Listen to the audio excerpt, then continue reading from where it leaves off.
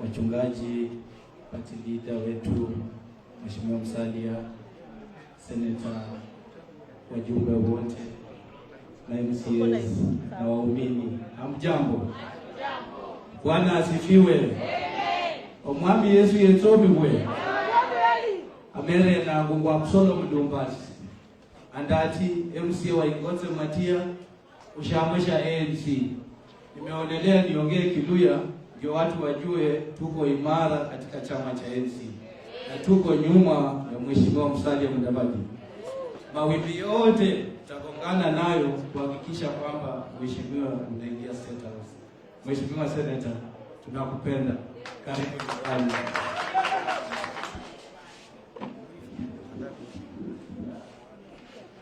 Madhabahu yetu, Mheshimiwa President wetu, Mama County wa Vihiga, Senator, wabunge na wote ambao mko hapa, hamjambo?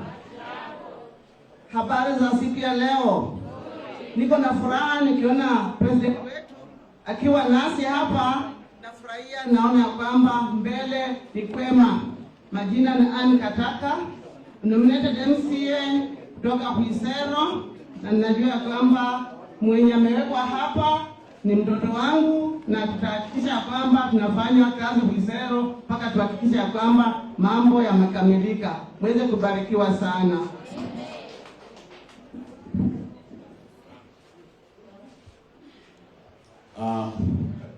Kanisa letu la SCK, waumini wote ambao wamefika siku ya leo, Party Leader His Excellency Musalia Mudavadi, viongozi wa jumbe, Senator wetu mpendwa wa Kakamega Bwana Kileo, na wengine wote hata wale ambao wako nje, hamjambo? Mirembe. Mimi kwa majina naitwa Nixon Gutia, nikimalizia kazi yangu ya MCA kule Vihiga, mtarajiwa mbunge wa Hamisi kwa tikiti ya ANC, na niko hapa sababu nilisindikiza kiongozi wetu. But furaha yangu moja tu kwa haraka ni kuona kinara wetu wameketi na Senator wa Kakamega. Senator wa Kakamega, I'm proud of you. Thank you very much. Mimi najua safari ambayo utaenda kwa uongozi bado imekungoja na tunakutarajia sana kule mbeleni. Ndugu yangu Savula, tunakuombea kwa safari yako. Na mimi najua mjumbe wetu wa sehemu hii ambaye ni Reverend tunamhitaji tano te. Alafu watu wetu wa Mrembe sasa tutaki mchezo. Tumeamua ni Musalia Mudavadi na Kenya yote imeamua. Tutembee na yeye kila mahali. Na mahali hata fika sisi tutafika. Bwana Yesu asifiwe. Tuko pamoja. Asante sana. Bwana Bishop, bwana rafiki yangu, wana kanisa, wageni ambao tumekuja nao wakiongozwa na Party Leader His Excellency Musalia Mudavadi na Senator wetu Super Senator Cleophas Malala. Bwana asifiwe. Ndakwa David, MCA West Kabras, Malava Sub County.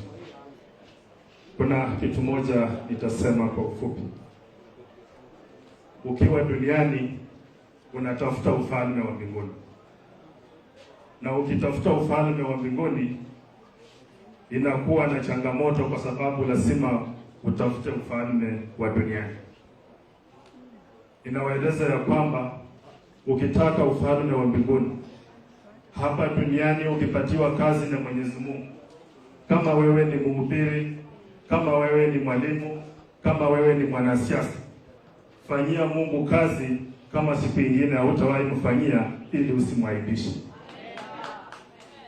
Namba 2, ukiwa hapa duniani ukitaka ufalme wa mbinguni, kabla uchaulenga, tolea Mwenyezi Mungu kila kitu uko nacho, kwa sababu ni yeye alikupatia.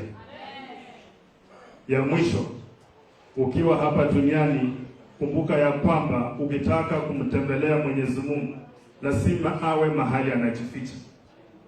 Wewe unajificha kwa nyumba usiku kwa sababu uko kwa maisha hatari. tengenezea Mwenyezi Mungu nyumba mahali utakuwa ukienda kumtembelea wakati ukipatikana na shida. Na ndio maana nasema Kenya inahitaji viongozi na Kenya inahitaji kiongozi.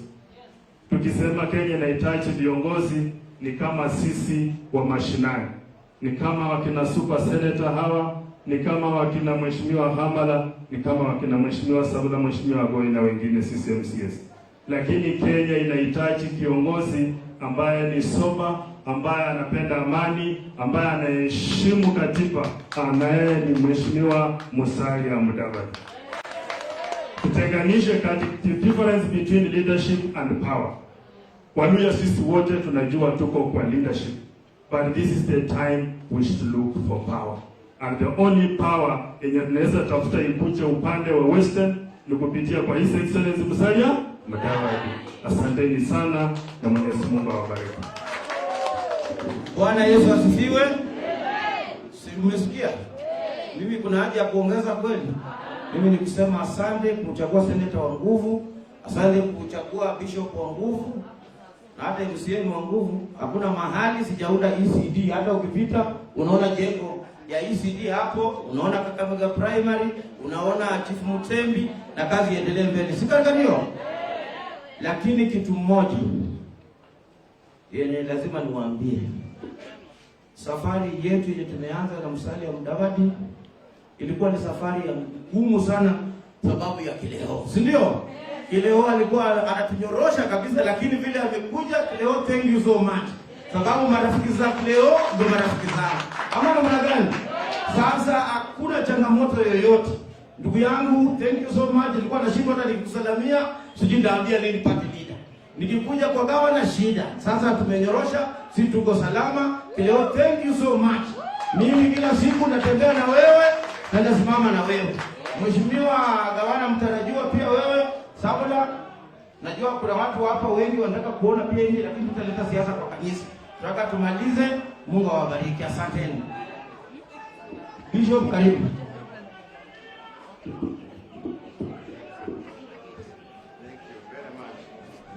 Hao ni vijana wetu wangelipenda kuona kiongozi wao huko nje. So that's the noise we are hearing. Kwa sababu tunaenda kwa ufupi sana, is a church service. I would like nichukue nafasi hii nikaribishe wajumbe wazungumze. Niko na mama tosha, na mama ambaye ni mwokovu, mama ambaye anapenda Yesu, mtumishi wa Mungu. Before tulete mgeni kwanza. Okay, acha tulete mgeni. Niko na kijana mwepesi. Nilikuwa nimekuslot kidogo, kuja hapa kijana wangu. Huyu ametoka upande wa Central Kenya. Ndio.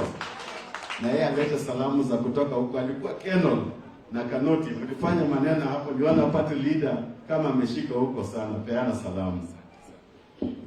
Asante. Baba Askofu, kanisa, Mheshimiwa Musalia na waheshimiwa wote, kiwemo rafiki yangu senator. Mungu ni mwema na kila wakati. Asanteni sana. Mimi ni mara yangu ya kwanza kufika hapa Kakamega. Mimi naitwa Kamau Gikuru, mimi ni wakili na nimetoka mahali panaitwa Murang'a County, na kanisa langu linaitwa ACK Faith Church katika parish ya Mamombo katika diocese ya Central Kenya, or rather Mount Kenya Central. Kwa hivyo nikiwa hapa najisikia niko nyumbani kabisa. Kule kwetu kama vile mnajua kile chama maarufu sana ni gani? Sisikii vizuri. Ni Jubilee. Na mimi nimetumikia Jubilee kama chairman wa county yote ya Murang'a County. Lakini nilifika mahali nikaona kuna upepo umefika pale na watu wakaanza kuhama, kwa sababu sisi watu wetu pale Mount Kenya wanadhamini sana kuwa ndani ya serikali. Kuna mtu ameongea hapa akasema Waluya mko kwa uongozi lakini sio kwa serikali. Sasa pale wanadhamini sana kitu inaitwa kuwa ndani ya serikali, na wamejipanga kabisa na wamechoka na hii kelele ya tangatanga na kieleweke. Wamechoka na wanataka amani. Na ndio maana wengi wao zaidi, wengi wetu katika kaunti zote za Mount Kenya wamehama na wamesimama nyuma ya Mheshimiwa Musalia. Ni kwa sababu watu wa Mount Kenya wanajua kuangalia mbele sasa hivi. Na wakiangalia wanajua ni mikono ni kiongozi mgani ambaye kwa mikono yake hii nchi haiwezi chomeka. Na hiyo kiongozi sio mwingine ni nani? Musalia Mudavadi. Unajua watu wa Mount Kenya wanapenda partnership. Kwa sababu wanajua kura zao ni mingi zaidi. Na ukiangalia kura za hapa Western milioni ngapi? Milioni 3. Za kule milioni 4. Sasa tukishikana jameni, hii kiti ya urais si itakuwa tu inabadilika hivi? Mount Kenya Western, Mount Kenya Western. Au sio? Ndio nisilete siasa nyingi kwa kanisa. Nataka kusema hivi. Kuna watu wamekuwa kusema watu wa Central wako na deni. Watu wa Central ni ukweli wako na deni. Na hiyo deni ni deni ya 2002. Wakati Mheshimiwa Musalia alisimama na Uhuru Kenyatta na wakafanya siasa ile walifanya. Kwa hivyo kama ni kulipa deni, watu wa Central deni ya kwanza ya kulipa ni ya nani? Nimefika hapa kuwaletea ujumbe wa venye watu wa Central wanasema. Tuko pamoja? Yes. Mimi sijafika Vihiga. Naonanga tu kwa magazeti watu wakisema Mheshimiwa Musalia hana watu, hana wafuasi. Jana katika mazishi niliona wale watu pale wanakuja ati wanakuona kwa magazeti hivi. Wakiwa mbele ya Musalia wanatetemeka hivi hata hawezi kuongea. Sasa nitarudi kule nyumbani niseme msidanganywe na magazeti, msidanganywe na maredio. Western yote iko nyuma ya Mheshimiwa Musalia Mudavadi. Kwa hivyo mimi nimefurahi hapa. Nimefurahi sana kufika hapa. Juzi tulikuwa na kupata leader wangu kwa mazishi ya askofu pale Nairobi. Na nikaona ndugu yangu hapa. Mimi nilikuwa nakutazama na shindwa. Kwa nini hauoni vile tunaona? Shida yako ni gani? Lakini wakati ulisimama ukaomba msamaha, naye baba akakukubali, nilisikia vizuri sana kwa roho. Na naona viongozi wote hapo wamesikia vizuri. Na sisi kama viongozi vijana, Mheshimiwa Senator, lazima tukue kielelezo chema kwa wale wengine. Na ulisema vizuri ukasema hutaitikia kutumia vibaya na watu kuharibu boma yako yenye mmejenga na mheshimiwa hapa.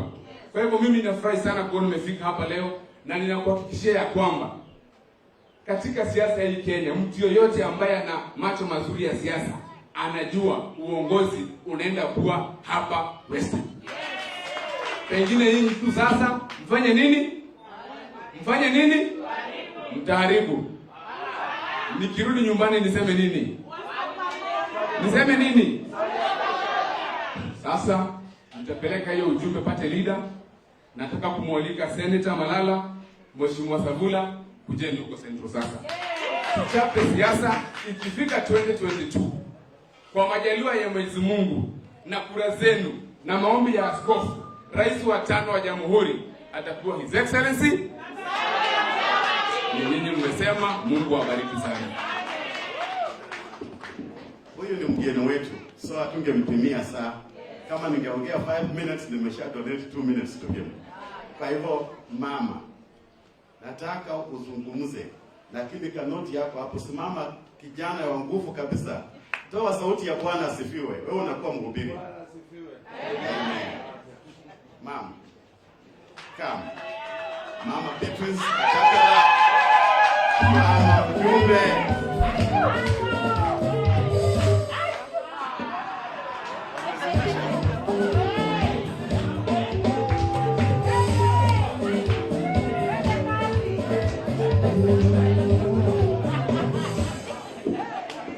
Bwana Yesu asifiwe.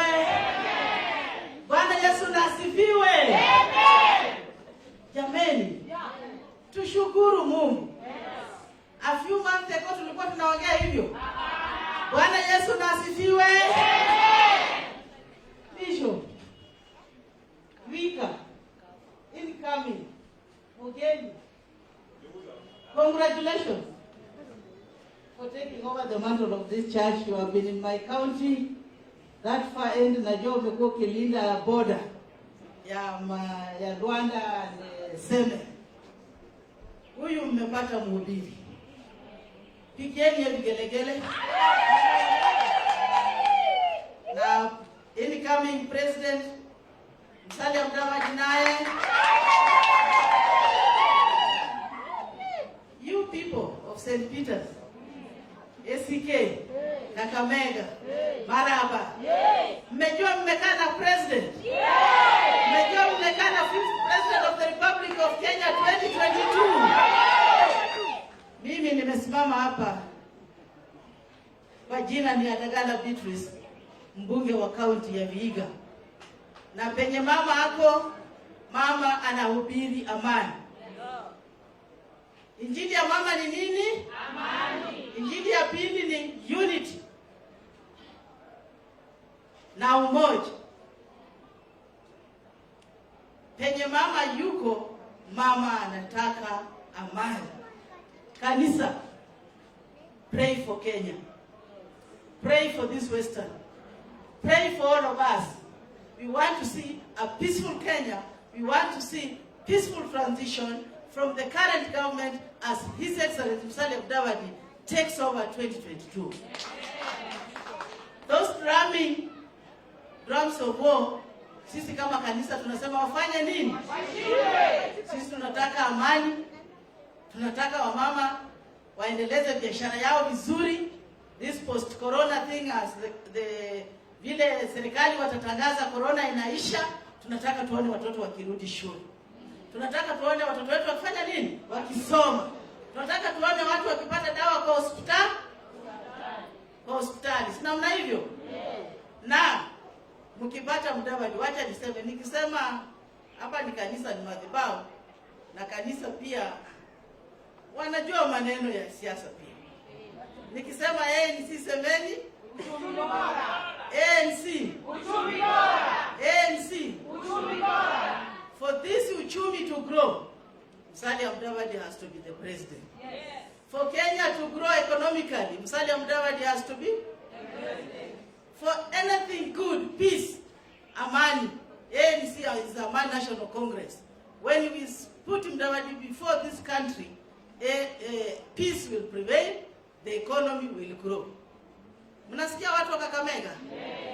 Na huyu kijana yenu hii, naona hii macho kubwa kubwa hii.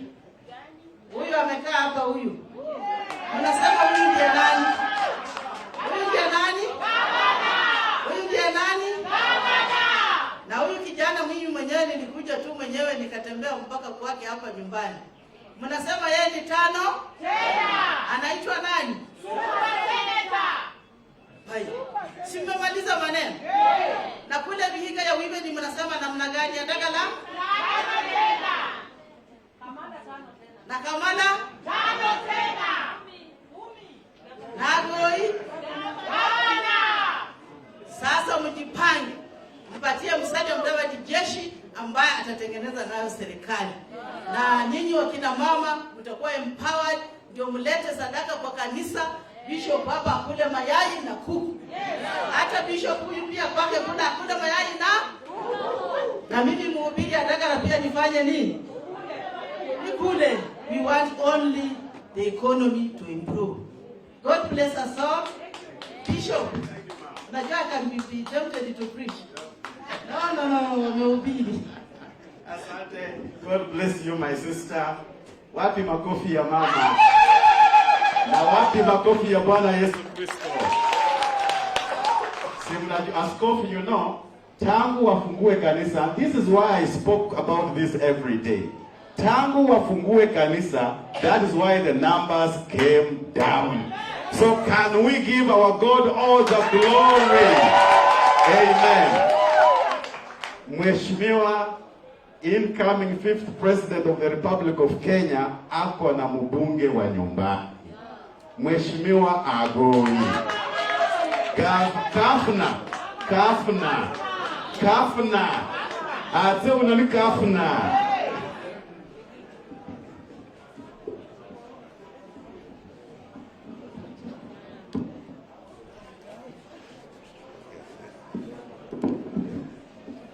Asante sana Mheshimiwa Kamala. askofu tunaipenda, Reverend wetu Laban, waumini wote wa parish hii ya Maraba, viongozi waliofika leo, my party leader, our 5th president of the Republic of Kenya, Musalia Mudavadi, na wengine wote. Bwana Yesu asifiwe.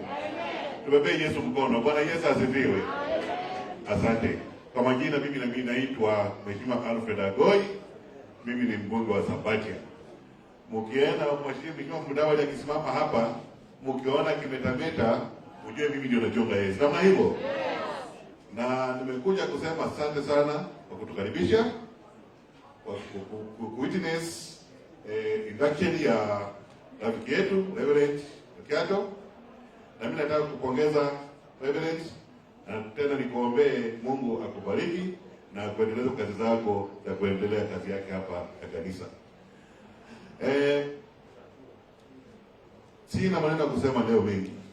Jambo ni kusema nimwaletea president wenu mwenyewe ataongea. Na kwa ufupi tu ni kwamba Kenya iko na shida. Nyinyi wote najua mko na shida, mko na watoto shule, wako nyumbani saa hii, mna wasiwasi wakifungua hakuna school fees, chakula ni ngumu kupata, kazi kwa vijana ni ngumu kupata, na ni kwa sababu tulichagua serikali ya Jubilee na imekaa kwa uongozi miaka 7, wamebaki miaka 2 watoke na wakufanya kazi nzuri. Na mimi nimeona kwa gazeti leo mzee fulani akisema wanataka kuchange katiba ili president aliyoko aendelee. Mimi nataka kusema namna hii, President Uhuru Kenyatta tunamuomba aheshimu katiba.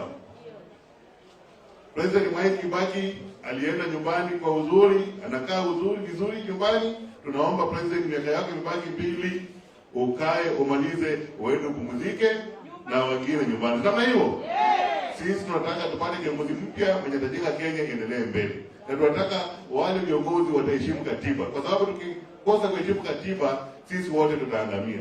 Sitaongea maneno mengi leo, nasema Mungu awabariki. Na mimi nataka kuambia yule rafiki yangu Kamala mitano na mimi nikikuwa gavana nataka nikuje kuona gavana wangu nani? Sabula, sio? Nikija sasa Sabula na Sabula kuja kuona gavana Biga Agoi. Kama hivyo, utampatia kura? Na super senator Kileo aendelee 5 tena akitengeneza ili Sabula kitoka yeye anafanya nini? Anaingia. Kwa hiyo sababu. Asante askofu, kwa sababu hapa ni nyumbani na sitaongea mambo mengi sana kwa sababu mimi anakuwa na wewe kila wakati, lakini allow me to say something, then I invite my brother Sabula atazungumza, then Senator kuje, alafu baba wetu azungumze. Mimi ningependa kusema hivi, being a Sunday and being a preacher, ukisoma 2 Timothy chapter number 1 and verse 7, the Bible says that God has not given us a spirit of fear, but He has given us a spirit of power, love. Hiyo ndio Mungu ametupatia. And I'm asking the church, just the way my party leader has been saying that the church is the moral compass of the society. You cannot allow a few political bureaucrats to reign terror over our country. Church must rise up and take the position. Where will we be today without Manasseh Kuria? Where will we be today without Dr. Alexander Muge? Where will we be today without Dr. Henry Okulu? The late Israeli Mundia, Wahubiri, Archbishop Ndingi Mwana Wanzeki, Timothy Njoya. These men were not contesting for a political seat, but they knew they were the moral compass of society, and they had to point out injustices and face government when government exercised brutality against its own citizens. Askofu, tuamuke kama kanisa. tuchukue nafasi yetu, tulinde nchi yetu, tuombee viongozi, lakini tuwakosoe wanapokosa. Na Mheshimiwa Musalia, the most disciplined politician, the gentleman of Kenyan politics, is the only one man standing with Kenyans right now. And that is what we need. Sijawahi ona His Excellency Musalia kama ametoa mask. Wakati leaders are flouting COVID-19 rules, it is only our son ambaye ameendelea kuheshimu the protocols ambazo ziliwekwa. Nataka niseme hivi. Na Your Excellency, I was shocked. What I have seen, askofu nimeona maajabu. Askari 1,000 wameenda kwa bomba la Oscar Sudi. How do you deploy watu 1,000 against one man? Na askari wenyewe, it is only in Kenya that wonders never cease to happen. Wamekuwa loggers. Nimeona wanakata miti, wanafakia bomba, wanabomoa. I think something is wrong with our society. And that's why we need a sober leader ambaye atatusaidia kutengeneza nchi yetu na kuiweka mahali inatakana ikuwe. Finally, Your Excellency, you are not alone and you will not walk alone.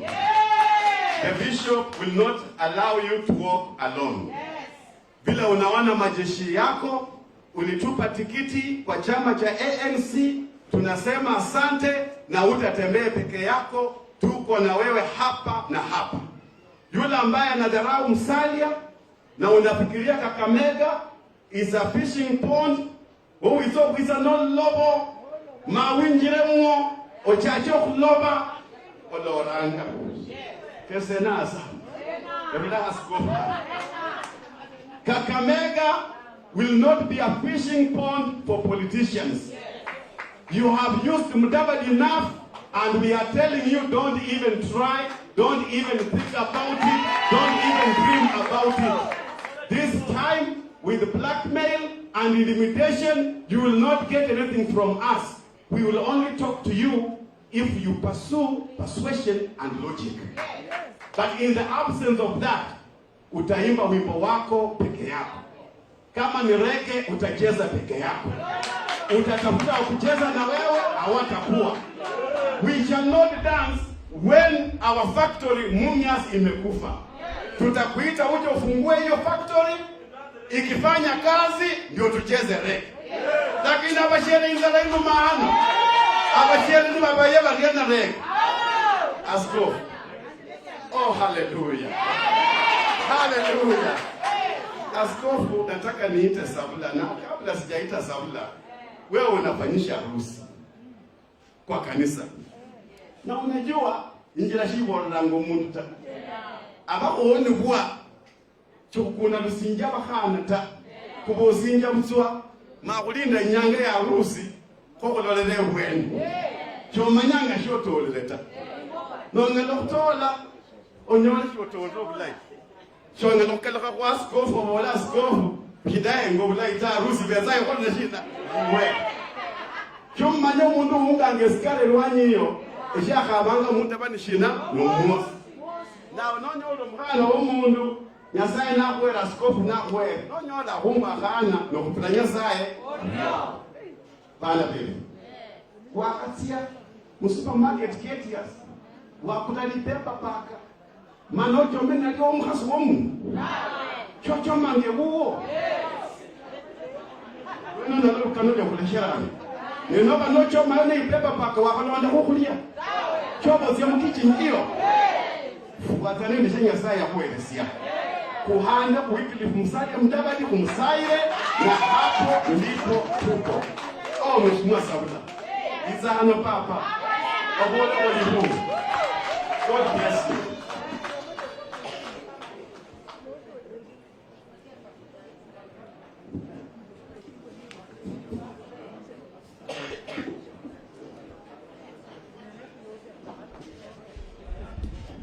Baba Askofu, viongozi wa siasa wakiongozwa na Mheshimiwa Musalia Mudavadi na waumini wote wa hii kanisa ya Anglican. Bwana asifiwe. Bwana asifiwe tena.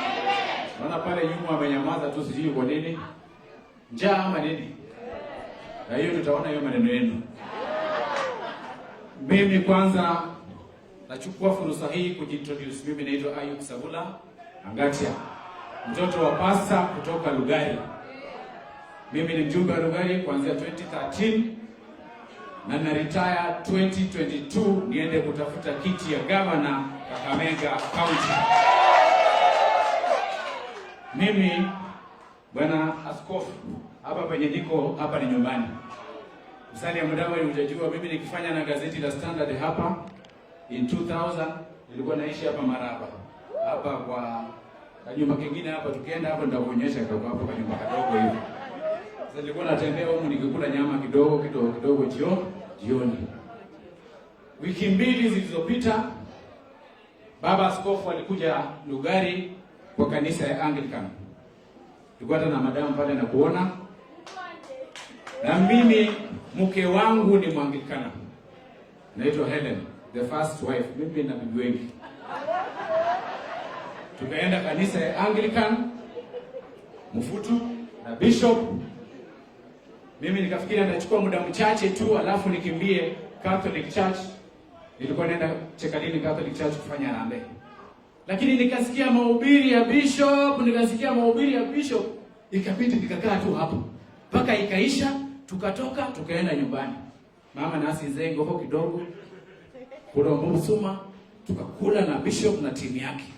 In the process ya kula ugali na bishop, the king of politics ya Western na Nation, Musalia Mudavadi, akanipigia simu. Kaambia, mheshimiwa, niko na bishop kwa nyumba yangu hapa Lugari. Tumemhost tunakula ugali na yeye. Bishop akaniambia, alika Musalia aje kanisa tuhubiri na yeye. Mimi nikapigia Musalia back simu. Nikamwambia, bishop amekualika kwa kanisa uende tuhubiri pamoja. Mimi nafurahi vile tumekuwa na Musalia kule Murang'a juzi. Musalia akaniambia pigia bishop simu, nikapigia bishop simu. Akaniambia nimekubali tuende kwa kanisa kwa bishop. Tukishamaliza matanga ya Bairam tunaenda Kakamega. Nilifanya vibaya kualika Musalia hapa? Simnipigie makofi kidogo bwana. Unajua hizi baraka zinatoka kwa Mwenyezi Mungu, na mimi mtoto wa pasta ndio kwa sababu napata baraka za zaidi. Mimi naomba msamaha, nimefika kama nimechelewa bishop, kwa sababu nilienda kukamilisha ya harambee ya Catholic. Nimeenda nikawapatia 100,000 waendelee kujenga kanisa. Pia Mumias Anglican Church walikuwa na function wiki iliyopita, nimewatumia 50,000 wanunue ng'ombe hao mama waendelee na function yao kule Mumias. So mimi na bana nzima kanisa yote. Lakini nikiingia kisiasa, wacha ninene yafuatayo. Mimi nimejua Musalia Mudavadi kama baba yangu. Mimi nikifanya postgraduate diploma Kenya Institute of Mass Communication, nikishatoka Moi University, my first degree. Wycliffe Musalia Mudavadi paid my school fees. I confess in church here. I know him as my father. I will never go wrong against my boss Wycliffe Musalia Mudavadi. 2. Dalili ya mvua ni mimi vile nimetoka Central. Naweza shika Biblia. Leo nimeamini mwana wa Ana anaenda kuwa rais wa Jamhuri ya Kenya. Kule Central nilishika microphone. Vile nilishika microphone nikasema, mimi nikiwa mwandishi wa habari, mtu alinisaidia sana alikuwa Kamodha, alikuwa ananipatia headlines kila wakati. Mtu ya pili alikuwa John Njoroge Michuki akiwa waziri. Mimi nikiwa Standard na bishop, mimi nilishikwa nikawekwa cell for 7 days na John Njoroge Michuki akiwa internal security minister. Na tulikuwa kwa county ya Murang'a. Nikaambia Wakikuyu, huyo jamaa alishika, alisema if you rattle a snake, be ready to be beaten. Wakachoma gazeti ya Standard, wakachoma TV, KTN. Lakini mimi nikabakia imani. Huyo jamaa alisema kitu kimoja. If you want to talk to Central community, You must go through Uhuru Muigai Kenyatta. Period. Mimi hapa nasimama kama Savula, Mama Dagala, Senator Cleo, ndugu yangu Hamala, ndugu yangu Agoi na MCA wote, tuambie jamii ya Waluya, if you want to talk to the Luya community, you must go through Wycliffe Musalia Mudavadi. Period. Wachana na wale wanatangatanga huko. Unajua niko kanisa, ningeongea maneno marefu hapa, lakini wacha niachie tu hapo pole. Nikawaambia pia Mungu mwenye yuko juu, na niko kanisani, Mungu mwenye yuko juu hapatii uongozi ule mtu mchawi. Hapatii uongozi ule mtu ataua watu. Anapatia uongozi mtu mzuri na mikono mizuri. Nikaanza kuhesabia vile Jaramogi Oginga Odinga alitaka kupewa upresident wa Kenya. Akakataa, akasema Jomo Kenyatta atoke sel kwanza ndio achukue. Mungu alikuwa amepanga Jomo Kenyatta atakuwa president, a non-threatening leader. Central Kenya pia ulikuwa na jamaa anaitwa Njonjo. Akasema vile Kenyatta amekufa, huyu Moi ni passing cloud. Huyu Moi tuweke tu 24 hours alafu tamungo. Moi was a non-threatening leader. Moi akakaa miaka ngapi? 24. After Moi, Wakikuyu nilikuwa naambia wanapiga makofi kabisa. Walisema huyu Kibaki hawezi kuwa rais kwa sababu ni muoga. Wasema walikuwa wanamuita General Kikwea. Kibaki alikalia miaka 10 kiti ama kukalia. Nikaambia wale Wakikuyu, mlikuwa mnasema huyu Uhuru Kenyatta anapiga ka whisky kidogo. Hata mimi ninapiga whisky kidogo. Hata hawezi kuwa kiongozi. Uhuru anakalia miaka yake ngapi? 10. Sinaendelea kuisha. A non-threatening leader. Mimi naambia kwa kanisa hapa leo, the quality of a presidential candidate who is a non-threatening leader, mwenye Mungu anawekea nafasi sahihi kutawala Jamhuri ya Kenya, anaitwa Wycliffe Musalia Mudavadi. Wangapi wanasimama na Wycliffe Musalia Mudavadi nione? Tuko sawa sawa hapo? Sisi kama chama ANC tukakaa National Governing Council meeting last month, tuka endorse Musalia as the automatic presidential candidate. Musalia hawezi rudi nyuma, tumemfunga kabisa. If Musalia utaka kuwa running mate ya mtu, lazima uitishe National Governing Council meeting ureverse, na sisi tutakataa. Hatutakubali. So hii narrative ya kina Washali kutuambia hapa na kina sijui Boni Khalwale, Musalia kuja huwa deputy ya Ruto. Deputy mean shit. Shetani ya shit. Nimeongea mengi sana. Mwisho, mimi na huyu Bishop na Mheshimiwa Malala tuliongea, tukakusanya shilingi 1,300. Tumesimamisha demolition ya kiosk Kakamega, na nyumba yote kama wamedemolish mtakuwa compensated baada ya kesi kuisha. Tumefanya vizuri kama viongozi. Malala, karibu kwa uwanja.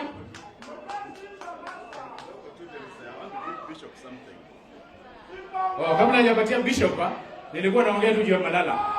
Malala, sisi tunataka tufanye kazi na wewe, na vile tulikuwa kanisani kule Mariakani Nairobi, kwa kuja kuomba msamaha na baba akakusamea. Sisi tutakaribisha kwa nyumba. We want strengthen the party in Western. Na analysis saa hii nimeambia Musalia na amekubaliana na mimi. Analysis inasema presidential candidate mwenye ana rate the highest in Western now ni Musalia Mudavadi. Number 2 ni Ruto. Number 3 ni Raila. Lakini hawa wawili lazima tumalizane nao hapa, wakwende wapi? Nyumbani. Kwa hayo mengi sana, mbarikiwe. Karibu Mheshimiwa Kamala. Happy makofi ya gavana moja. Bwana Yesu asifiwe. Haleluya. Najua tukiwa katika nyumba ya Bwana haitakikani tunapeana sifa nyingi kwa sisi wanadamu, utukufu inaenda kwa Mungu. Baba Askofu, niko na box, na mnajua serikali ama ministry haijatuambia tuache masks. Hata mimi nimetoa kwa sababu ya kuongea. So mimi kama mjumbe wenu, mnaona His Excellency ako kwa maski yake, tuendelee na protocols ambazo ziliwekwa, na nimeleta hapa box of masks Hii box nilipewa na Kyle ambaye ni ambassador wa Marekani katika nchi ya Kenya, na hii iko na 1800. So unaweza distribute kwa watu wako. Ni hiyo tu nilitaka kusema, na pia niseme ya kwamba Maraba ninarudi hivi karibuni tukifungua the new ghorofa yenye nimejenga. Si mmeiona shule mzuri? So tutakuwa na maneno yetu siku hiyo. God bless you. Wanasifiwa. Tunasema asante. Beneficiary wa kwanza tunapea mchungaji 400 masks za kanisa la Maraba. Tumalizeni kwa mwanzo. Tutafanya hiyo kazi baadaye. Nashukuru sana. Basi nachukua nafasi hii, nataka nilete Super Senator Cleophas Malala.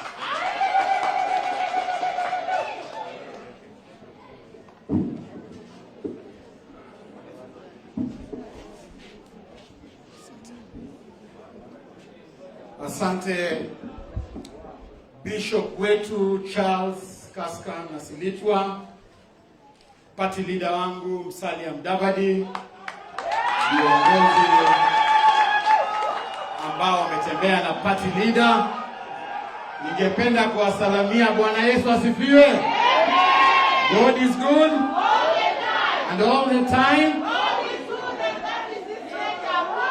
Asante kabisa. Mimi ndio Cleophas Malala, seneta wa kaunti ya Kakamega, na leo nimeshukuru sana party leader wangu kukuja kwa kanisa yangu.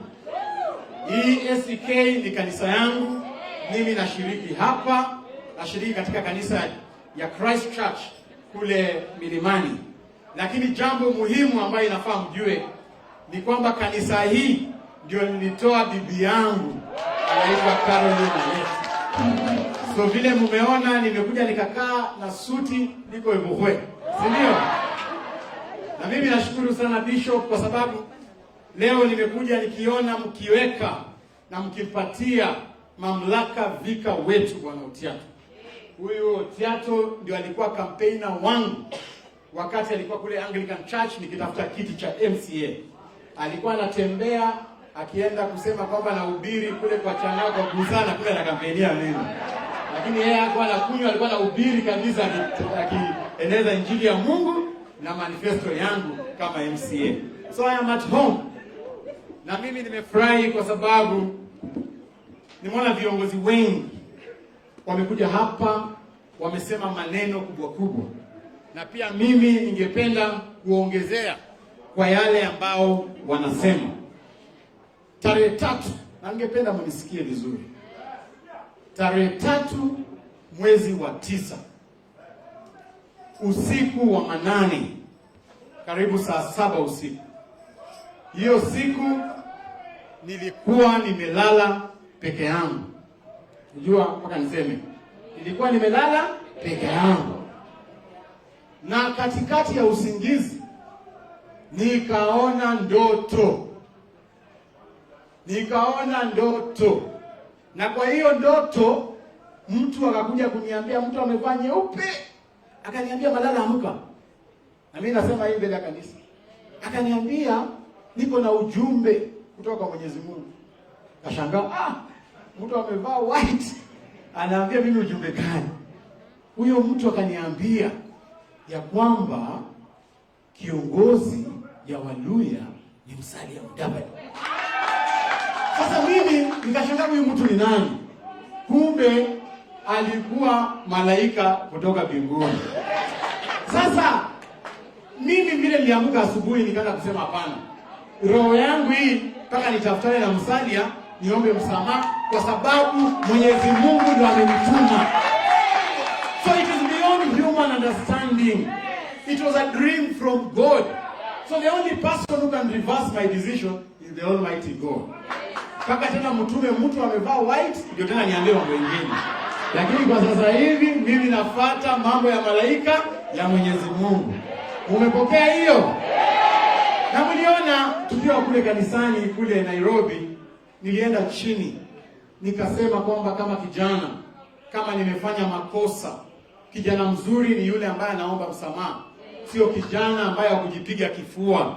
Na mimi nikaenda chini na nikajua kijana ndio inafanya kwa baba, na nikasema Mheshimiwa Musalia, ninaomba msamaha. Na baba akanisamea na roho yangu sasa ikawa bure, ikawa free. Sasa hivi naweza tembea kama nimerelax. Ndio. Na kuna wale watu ambao wamekasirika na mimi kwa sababu ya kuomba msamaha. Surely Bishop, kijana akiomba msamaha ni makosa kweli? Watu wakiwa na amani ni makosa kweli? So sisi tunasema Mulembe Nation, we must have peace, and that was the reason why mimi niliamua kufanya kazi na viongozi wa Luhya bila matusi na kusameana na kusonga mbele. Na mimi nilichaguliwa kama kiongozi wa vijana wa Luhya, na nikasema sitaanza safari yangu kama sijatengeneza amani na viongozi wa Luhya. So mimi nimerudi, niko pamoja na nyinyi. Mheshimiwa Musalia, you have my support, and I can say this without fear of contradiction. Na watu wameongea hapa, viongozi, Mheshimiwa Goi, Mheshimiwa Dagala, Mheshimiwa Bishop na hata Savula ameongea vizuri sana. Lakini mimi, mnajua mimi ni mtu wa mwelekeo fulani na msimamo fulani, na ni vizuri niwapatie mwelekeo pia. Mimi nimewasikia vizuri mkisema kwamba Musalia Mudavadi atakuwa rais wa Jamhuri ya Kenya in 2022. That I agree. Lakini ni lazima tukubaliane. Sasa Musalia, vile mimi nimerudi kwako, we must change strategy. Sasa mpaka tuanze kwenda kutafuta marafiki wa nje. Tutembee Kenya nzima. The only way Musalia can be president ni aende Mijikenda atafute marafiki wa Mijikenda. Aende kule Nyeri atafute marafiki wa Nyeri. Aende kule Umasaini. Mimi niko tayari sasa Musalia kutembea na wewe kule nje, kutafuta marafiki wa kule nje to make you president. But I want to tell you, it will be an exercise in futility. Tukisema tu kwamba tunatembea hapa, ataza marafiki zako ni Savula, Bishop Hamala, Adagala, Agoi, tutaanguka kura na hatutakuwa na mtu wote kulaumu. Nasema ukweli ama uongo? So let us be truthful. Na mimi nashukuru mheshimiwa wale ambao walipeleka Musalia kule Murang'a. Next time I want to be in that entourage. Niende kule Umasaini. Si ndio? Mlikuwa mnaona mimi kila saa nikijaribu kupeana cheche upande kule mwingine, nasema sasa Musalia amezungukwa tu na Agoi na Dagala. Sasa nimekuja kuhakikisha kwamba hawajamzunguka yeye peke yake. Kwamba tuko na Agoi, tuko na Dagala, lakini tuko na Oletema kutoka Umasaini, tuko na mtu wa Mijikenda, tuko na Kisii, tuko na dunia yote. That is the only way Musalia Mudavadi will be president of the Republic of Kenya. Because Musalia hawezi panga siasa ya 2022 bila marafiki wa nje. So tusidanganyane. Tusidanganyane Savula. Ati wewe unaweza tembea hapa Kakamega, kura ya Kakamega ni automatic ya Musalia. Wewe haifai kuwa naomba kura ya Kakamega. Hii ni yake. Enda ombea Musalia kura kule nje. That will be value addition, and that is now my message to the team. Now I have come with freshness, I have come with energy, rejuvenated energy. Ama mimi naongea vibaya? Na mimi naomba tu Mheshimiwa Musalia kwa unyenyekevu.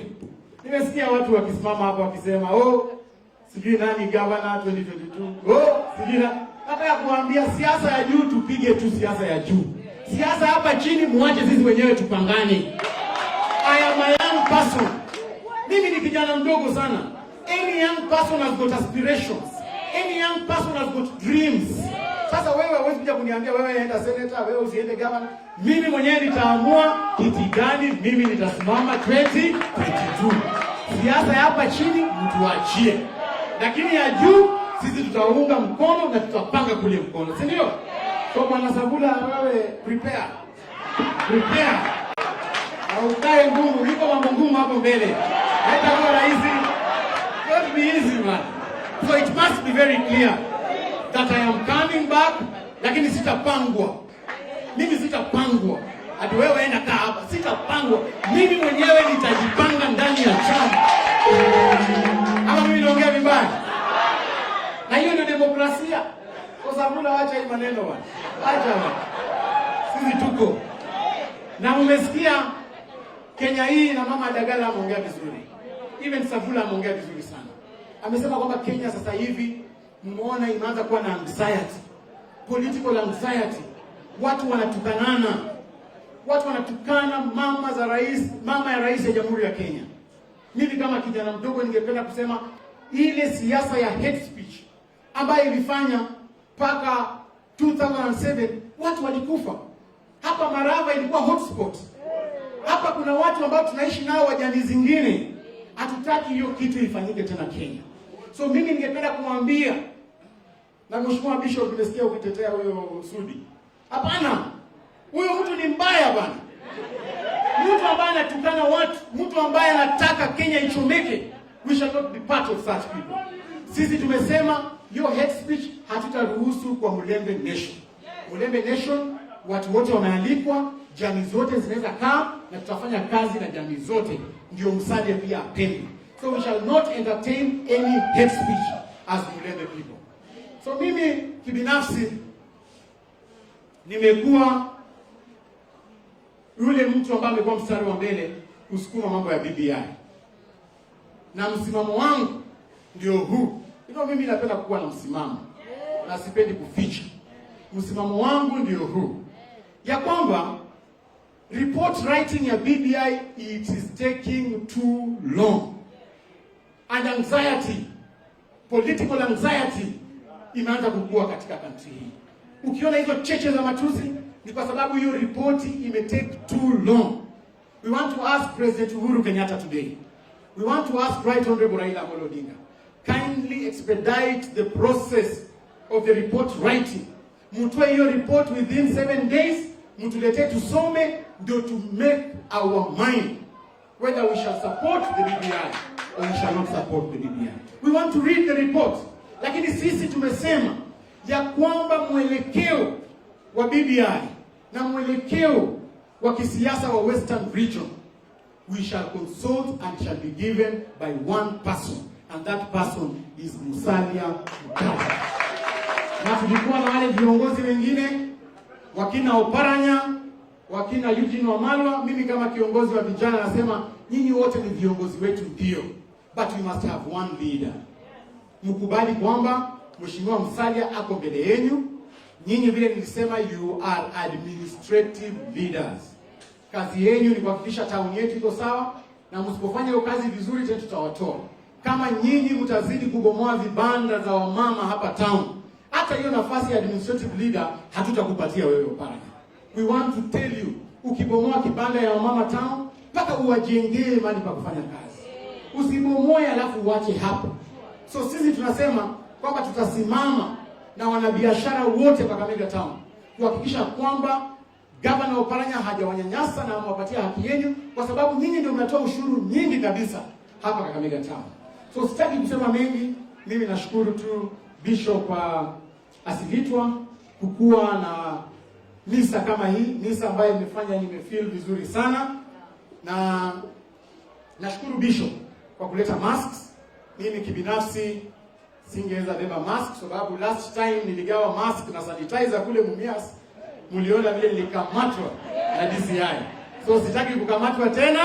Mimi sitaleta mask, mimi sitaleta sanitizer. Mimi nitapatia kanisa shilingi 50,000 kufanya maendeleo yake. Na Mheshimiwa Sabula, ukienda mahali usitangaze umepeana huko 1,100 huko 1,000 hapo upeani. Hao ndio wako na njaa. Sasa next time mpange bwana. Sababu unapeanaje huko na hapo unakuja bure. Kwa mimi nimetoa hii, lakini nimeongea na Mheshimiwa Sabula. Next time akiwa ready ataleta yake, atakuja pia asaidie. Thank you.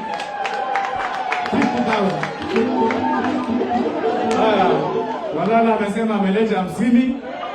Mimi unajua mimi ni mdosi. Wale niende kwa briefcase hapo nipatiane 1,100.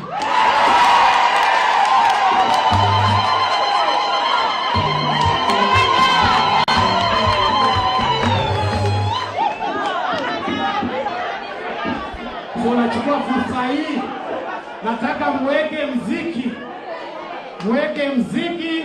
tukaribishe party leader Mheshimiwa Musalia Mudavadi.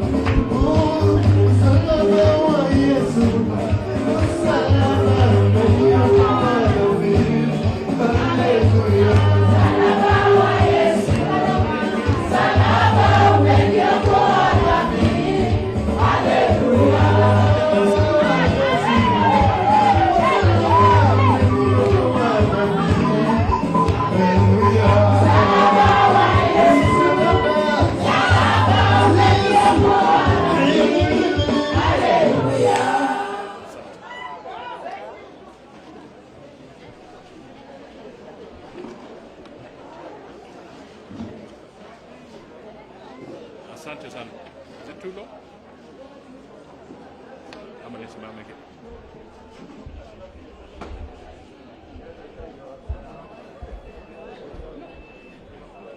Hello.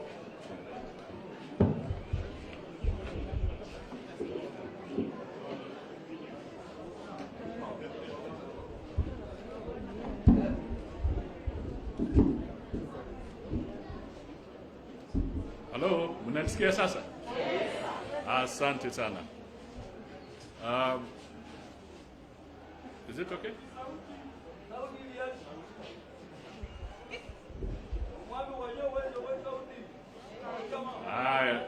Testing. Sasa iko sasa?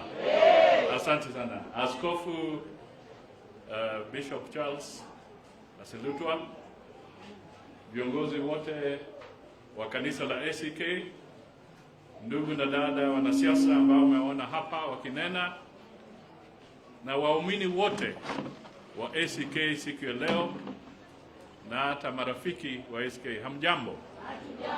Na msalimu kwa jina la Yesu, hamjambo? Mirembe mno. Mirembe je Nyasaye. Mirembe je Yesu. Asante sana. Mimi nitaongea kwa kifupi kwa sababu wanasiasa ambao wamekuwa hapa wamechamusha maneno mpaka mimi nimeshindwa nitasema nini. Lakini kwa askofu, kwanza nataka niseme kwamba mimi natoa shukrani kwako kwa sababu umetukubali tuje hapa tuabudu kwa kanisa lako la Maraba na waumini wengine. Ni vizuri tufahamu kwamba kupata mwaliko kutoka kwa askofu sio kitu rahisi. It is not easy to get a direct invitation from the bishop. Kwa hivyo mimi nasema asante sana kwa niaba ya hawa wote ambao tumetembea nao for your invitation and for allowing us to be part of your congregation. Jambo la pili, nataka nimshukuru yule ambaye ametawazwa kama yule atashikilia kanisa la St. Peter's. Na tena nimshukuru mama padri pia ambaye amekuwa akihudumu hapa na anapewa assignment nyingine. Tunasema pongezi. Na kwa msichana kutoka Mahanga pia nasema pongezi kwako na watoto wako, na mimi nasema uziragile kurinda msakuro obo burahi.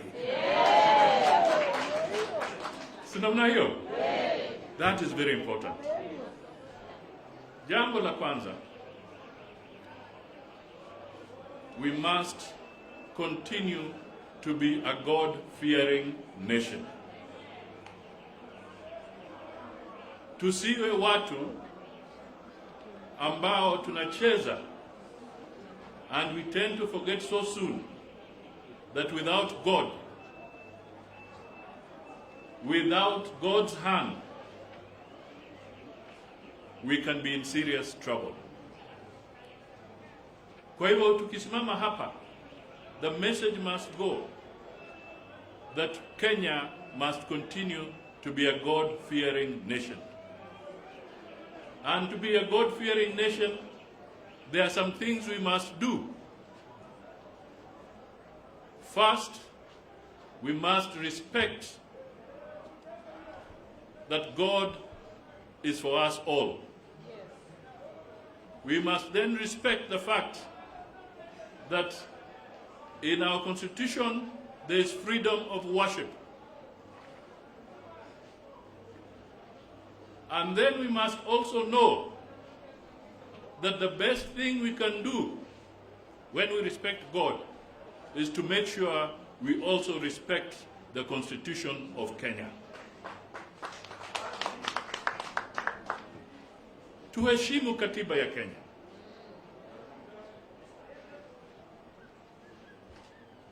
Hawa ndugu zetu ambao wako hapa wakichukua kiapo kwa bunge,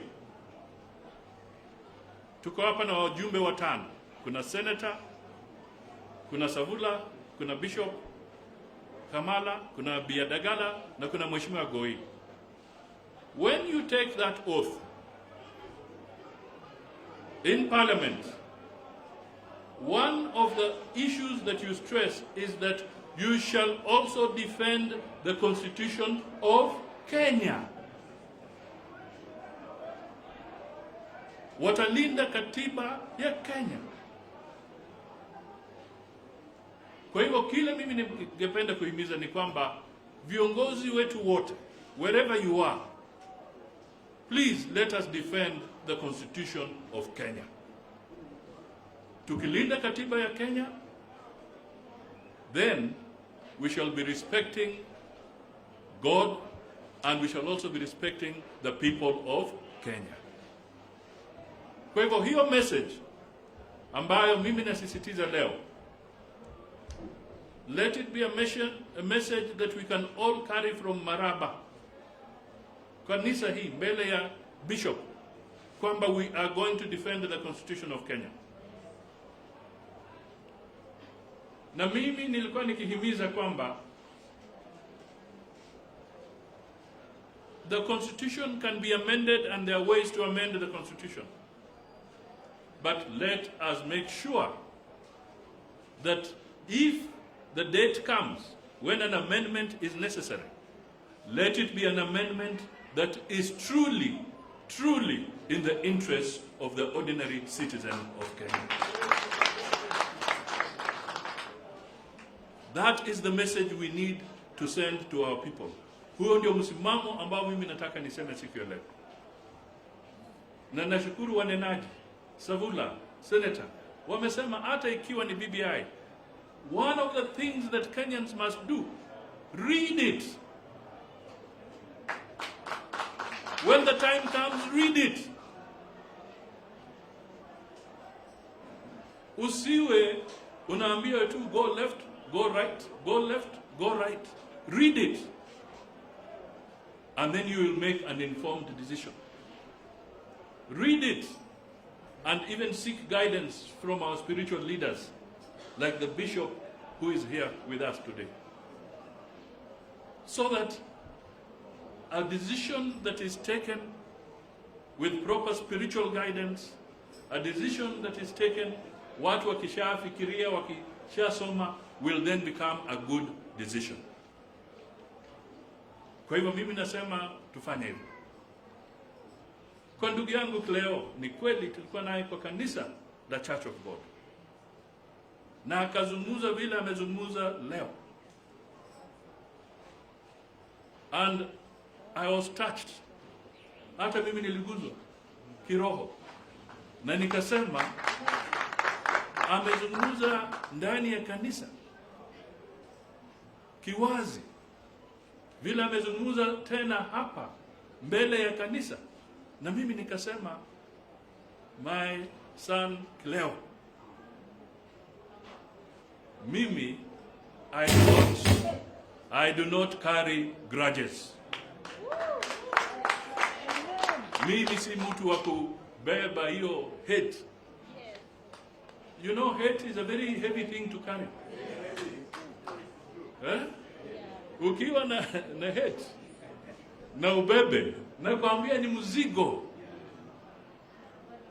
a burden. I don't want a burden.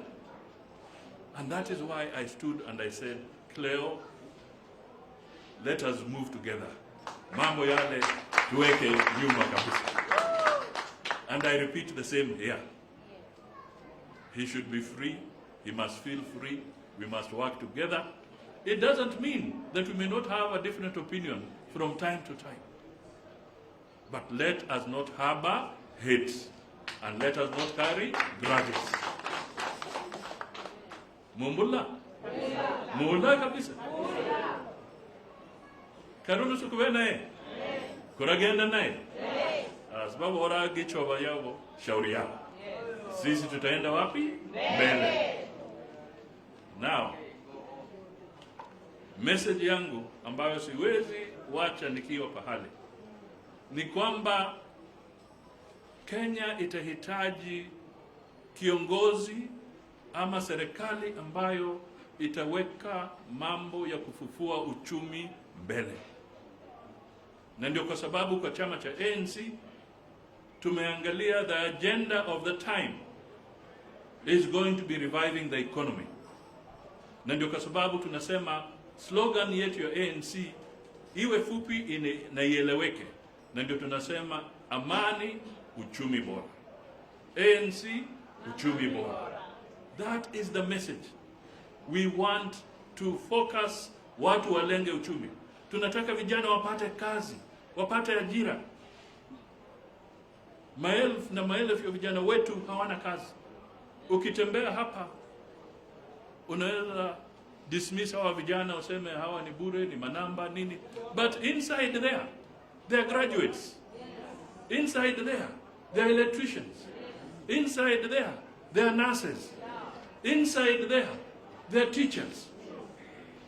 Lakini the economy is not accommodating them the way they should be accommodated. Na ndio kwa sababu mimi nasema lengo letu lazima liwe kubadilisha hali ya uchumi katika Kenya, watu wapate ajira, watu wajilishe, watu wawe na uwezo wa kulipa hospitali, wapate dawa yao.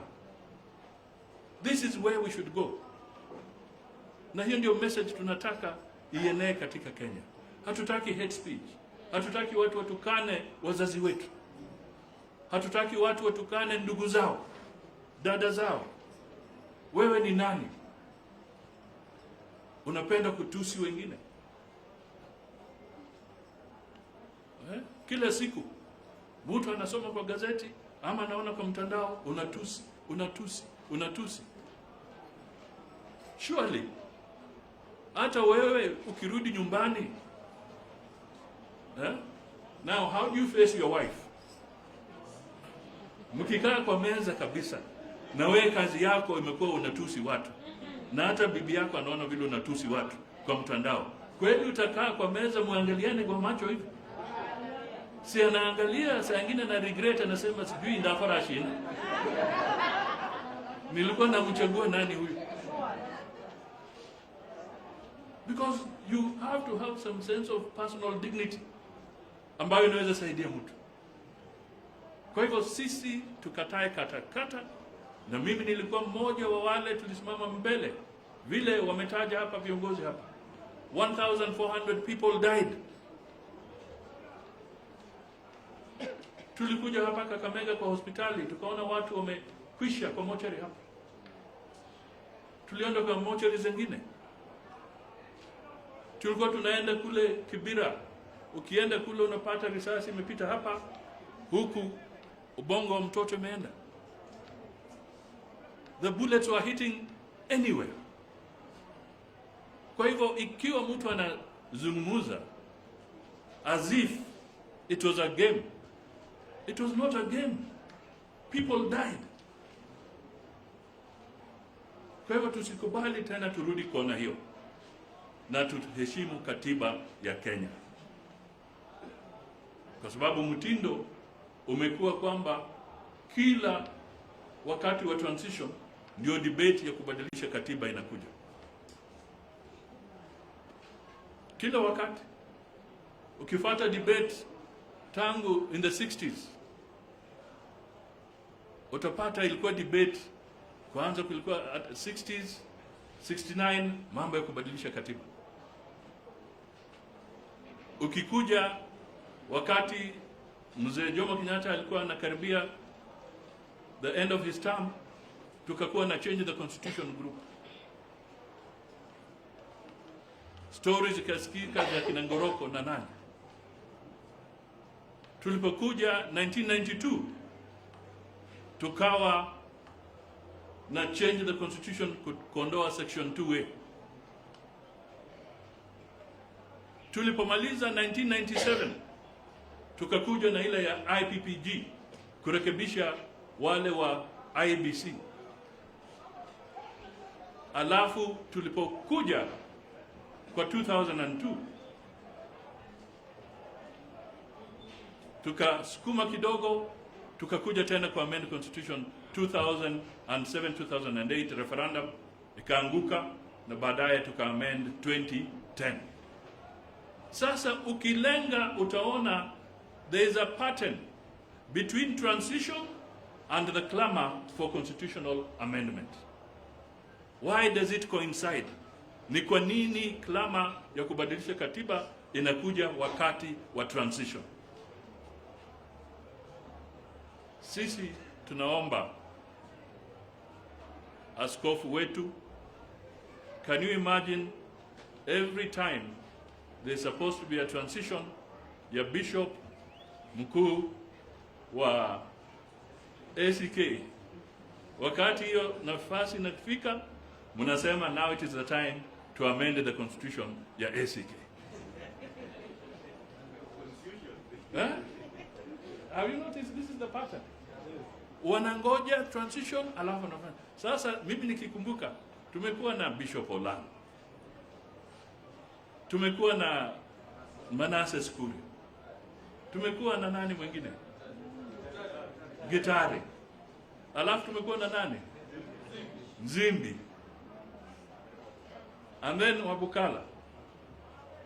How many are those? About 6. Can you imagine if the story was every time you are about to change the bishop, the head of the ACK church, it coincides with an amendment ya constitution?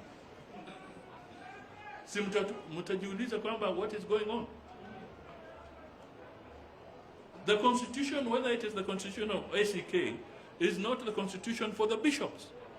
It is the constitution for the church members, all of them. And therefore, Kenya's constitution is the constitution for all Kenyans and not a constitution for the leaders of Kenya.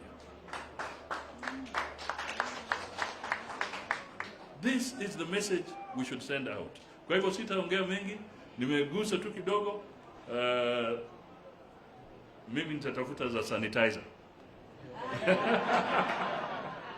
So hata mimi nitawacha kwa sadaka ya bishop. I'll also leave 100,000. Bishop atajua vile atafanya. But I'm sure nimeguza sanitizer, wameguza masks. Why is this so? It is so kwa sababu this corona thing is still with us. Haijaenda. Tusifikiri imeenda. It can still hit us. Hata kule kwengine inaenda chini, alafu inarudi tena juu, si ndio? Kwa hivyo tafadhali tuzidi kuzingatia zile kanuni za Wizara ya Afya, tujikinge na tukinge wenzetu. Tujikinge na tukinge wenzetu.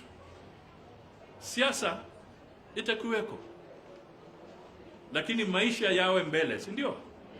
Maisha ya kila mtu yawe mbele. Na mimi nataka nirudie hapa. Ndugu, the team is getting bigger. Malala, come. Umekuja. Bishop, Savula na wengine ambao hawako hapa. Agoi. Now, tukienda tutatembea huko nje. Si namna hiyo? Tuwe wavuvi wa marafiki kule nje. We shall be the fishers of men. Wakili kama Gikuru, Simon, watusaidie katika sehemu zingine na wengine. Kwa hivyo mimi nasema kiti cha urais muniangalie vizuri. Mimi niko pale pale tu. Nalenga pale pale. Lakini ukweli wa mambo ni lazima nipate usaidizi. Ni lazima nipate usaidizi kutoka kwa ndugu zetu, kutoka kwa dada zetu, na kutoka katika pembe zote za taifa letu. Kwa hivyo I am there. I am going for it. And I need your help. Vile nilisema mimi ni mfuasi wa AFC, shabiki wa AFC Leopards hapa nyumbani. Na wakati ule mwingine tukiangalia Premier League, mimi ni mtu wa Man U. Najua kuna wengine wa Arsenal hapa. Na wale wengine. Lakini kwa slogan mimi narudia, slogan ambayo inanitisha kabisa, inatuweka mtisha kabisa, ni slogan ya Liverpool, we shall never walk alone. Tunaelewa? Tusitembee peke zetu. ACK isitembee peke yake. Savula asitembee peke yake. Bishop asitembee peke yake. Cleo asitembee peke yake. Adagala asitembee peke yake. Agoi asitembee peke yake. MCS wetu hapa wasitembee peke yake. Na mimi pia msiniwache nitembee peke yangu. Tushikane, tutembee tukiwa kitu kimoja. And we shall win. I'm telling you. It's not about all those things. You must always remember the story of David in the Bible. When everybody thought that Goliath atamaliza kila kitu, David showed them that ibindu bichenjanga.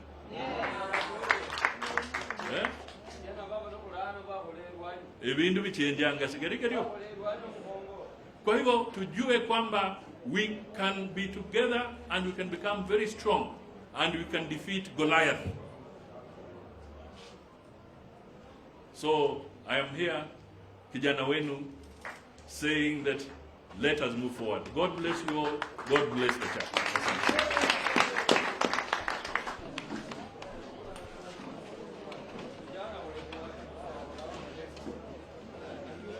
Baba, hiyo kamera.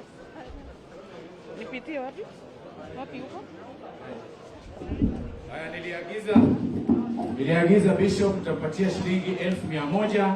Ndio hii nimepatiana hapa, isaidie ujenzi wa kanisa.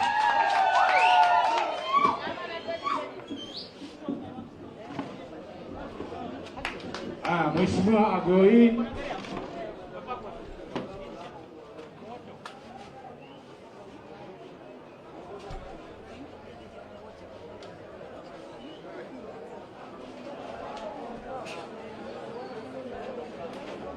Mheshimiwa Hamala alikuwa ameleta sanitizers 1,100, ameshindikiza mask 1,100 na ameshindikiza na shilingi 20,000 pia.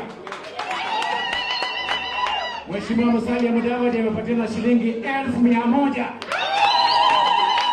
Mheshimiwa Dagala amesindikiza na shilingi 10,000. Asante sana. Mheshimiwa Goi, gavana wa Vihiga, amesindikiza Musalia na shilingi 20,000. Makofi. Minority leader kwa hii county ya Kakamega kutoka Malava, rafiki yangu Ndakwa, amesindikiza na shilingi